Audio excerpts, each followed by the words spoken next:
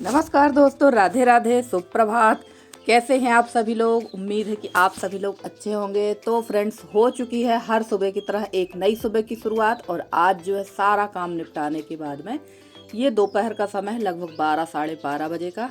और आप लोग सोच रहे होंगे कि दीदी झूठ बोल रही, दोपहर का समय नहीं है, ये रात का समय है। तो बिल्कुल ऐसा नहीं है, ये दोपहर का ही समय है, क्योंकि धूप बहुत ज़्यादा तेज़ हो रही है इस समय। और अभी तो फ़िलहाल कल से हमारे यहाँ हो रही है बारिश, काफ़ी ज़्यादा मौसम ख़राब हो रखा है हमारे यहाँ का। तो ये दोपहर का समय था। और जैसे कि आपने पिछले ब्लॉग में देखा ही कि मैंने बनाया हुआ था आम की लौंजी। तो उसके बाद ये आम बचे हुए थे, मैंने सोचा चलो थोड़ा सा छिलनी वाला अचार बना लेते हैं। इसको हमारे यहाँ आम का छिलनी अचार कहते हैं। तो मैंने सोचा चलो यही बना लेते। तो दोपहर का खाना पीना हो गया था और यहाँ मैंने लगभग 1 डेढ़ घंटे आराम भी कर लिया था। और उसके बाद मैं बैठ गई थी आम छीलने, क्योंकि दोपहर को बहुत कम ही मुझे नींद आती है। तो मैंने सोचा चलो यही काम कर लेते हैं, क्योंकि काम की समय कमी नहीं है, ढेरों काम है इस समय हम लोगों के पास में। तो यही मैंने सोचा चलिए बैठ के यहाँ आम को काट लेते हैं। और मैंने जैसे पिछले ब्लॉग में भी बताया था कि कुछ आम में जाली पड़ गई है, जो कुछ बड़े थे, बाकी आमों में जाली नहीं पड़ी। तो मैंने ये आम कटना की सहायता से, आपके यहाँ क्या कहते हैं, हमारे यहाँ तो आम कटना ही कहते हैं, इसकी सहायता से आम के छोटे छोटे पीसेस कर लिए हैं। क्योंकि बहुत बड़े पीस में अचार नहीं बनाऊंगी और थोड़ा ही अचार बनाऊंगी। और इस बार आम का अचार बिल्कुल भी नहीं बनेगा मेरे यहाँ, क्योंकि पिछले साल जो मैं अपनी मम्मी के यहाँ से अचार लेके आई थी, वो अचार जैसा का तैसा रखा है, एक कली भी उसमें से नहीं निकली है। तो आम का अचार बनाने की कोई ज़रूरत नहीं है। और थोड़ा सा ये वाला अचार बन जाएगा, तो जिसको खाना होगा तो नया अचार यही है, यही खा लेंगे। क्योंकि जब कोई चीज़ रखी रहती है तो दोबारा से बनाने का मन नहीं होता है। और आप लोग बताइएगा किसके किसके यहाँ ये अचार बनता हो, किसने खाया है और कैसा लगता है। तो यहाँ पर ये देखिए, इस आम में काफ़ी ज़्यादा जाली सी आ गई थी, तो इसको काटने में बड़ी मशक्क़त करना पड़ी। और इन सब कामों में टाइम तो लगता ही है। और वैसे ये वाला जो अचार है, ये छिलनी का अचार, आराम से 6 महीने चल जाता है। आप लोग बोलेंगे कि झूठ बोलती हैं, ये तो 15 दिन ही चलता। तो इसका प्रोसेस मैं आपको बताऊंगी किस तरह से बनाइएगा, तो आराम से चल जाएगा।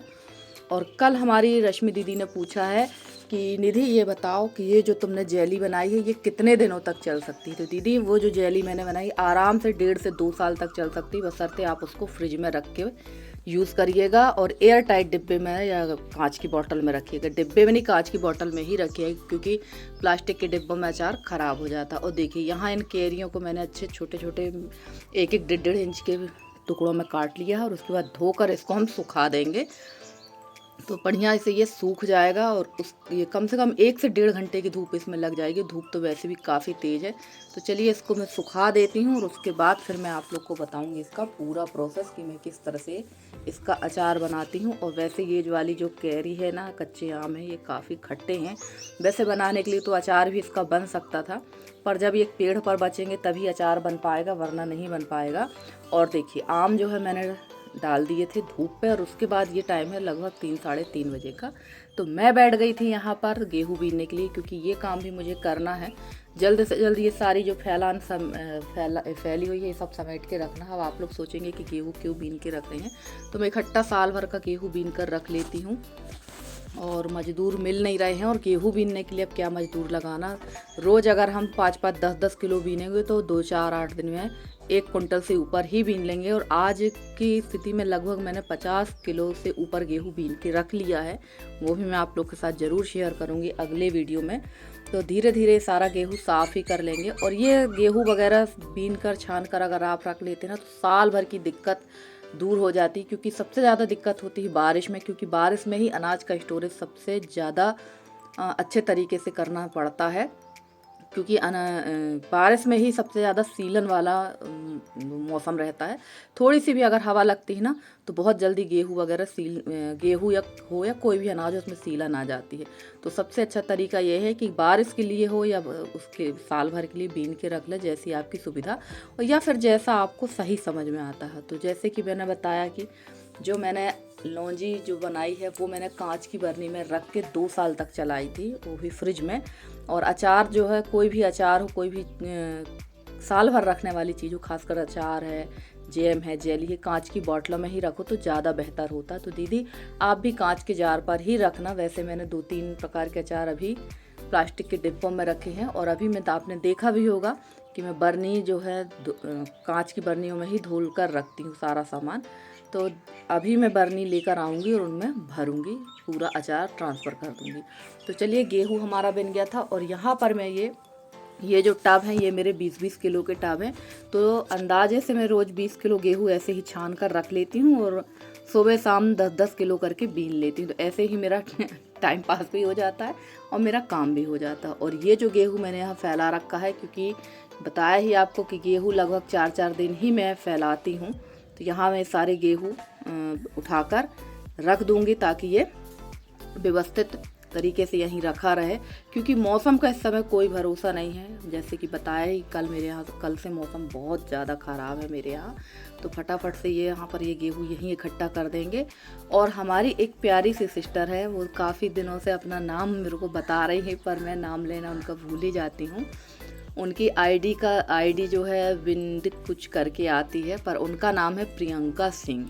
तो उन्होंने मुझे कमेंट किया, दीदी मैं जब आपको बताती हूँ तब आप भूल जाते हो, और सॉरी सिस्टर क्या बताएं, दिमाग से बात ही निकल जाती है।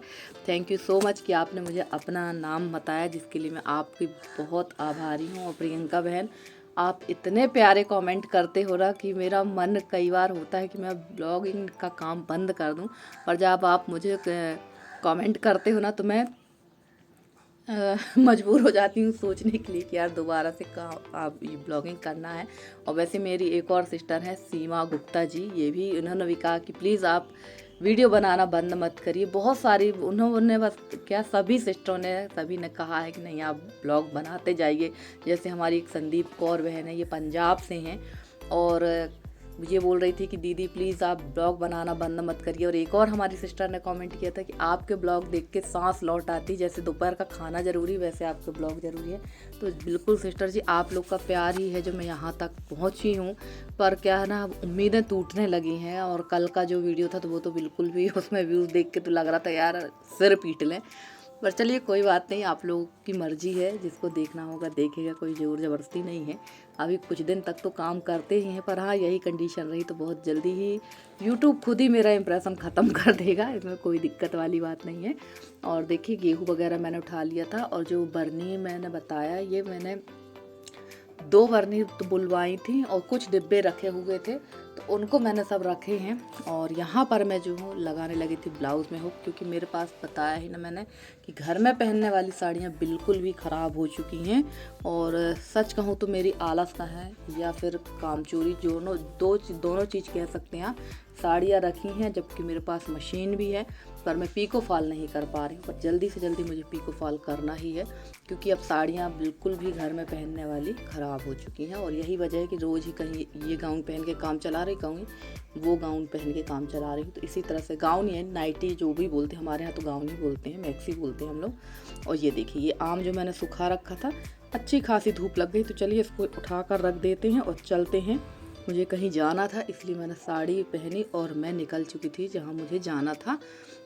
उसके बाद आके फिर देखते हैं कि क्या काम करना है इसका।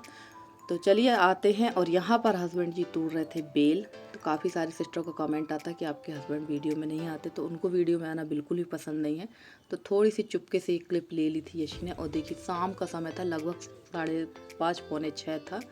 और ये बगल वाली बड़ी मम्मी का घर है, सबको पता ही है। और देखिए यहाँ से जो सूर्यास्त का समय है वो कितना अच्छा दिख रहा। और जहाँ मैं गई थी वहाँ से मुझे आने में काफ़ी टाइम हो गया था।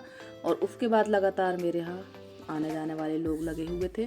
और यहाँ कोई आया था, मेरे हस्बैंड के जो डीओ साहब हैं वो आए थे, तो बस उनके लिए बना रही थी मैं यहाँ बेल का शरबत।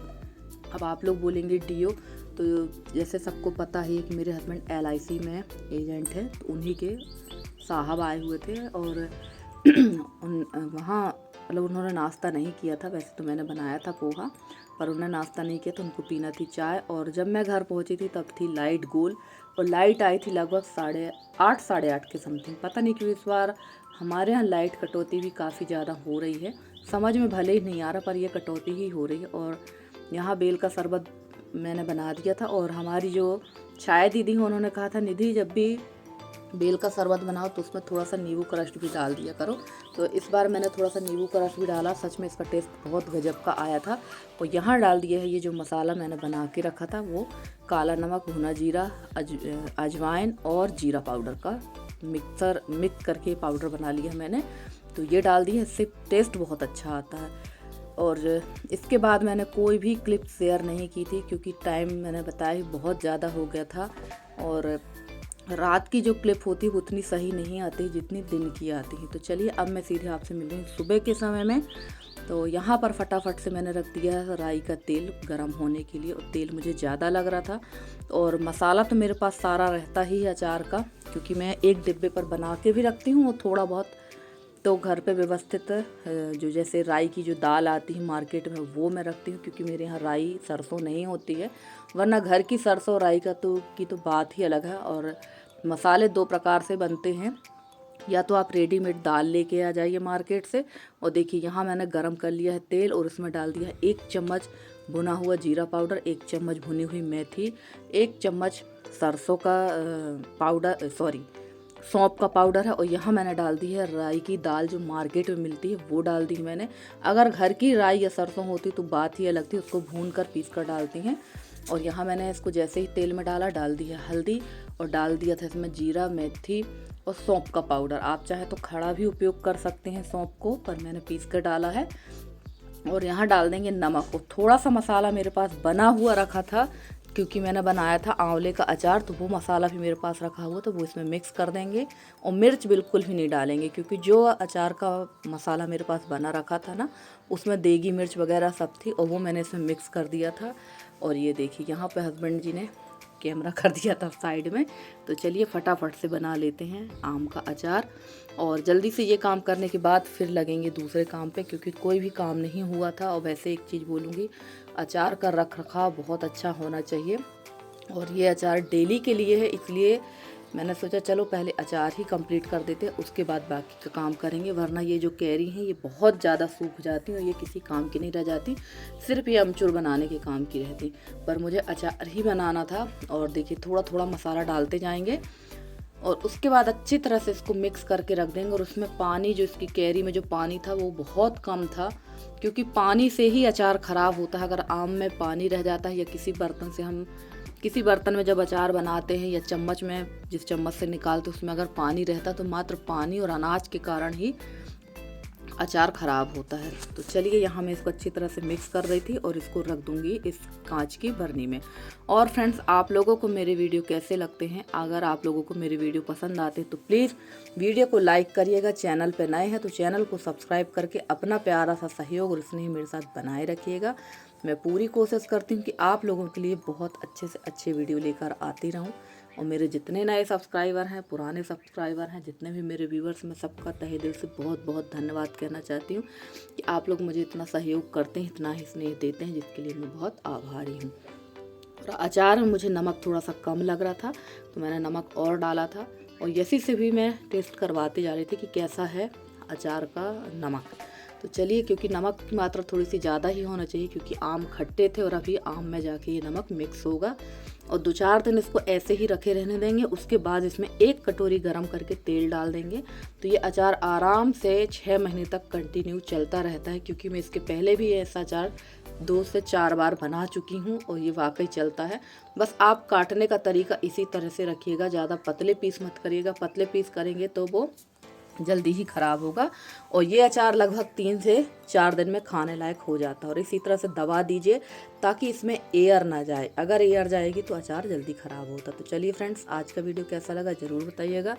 मिलते हैं अगले वीडियो में, तब तक के लिए बाय बाय।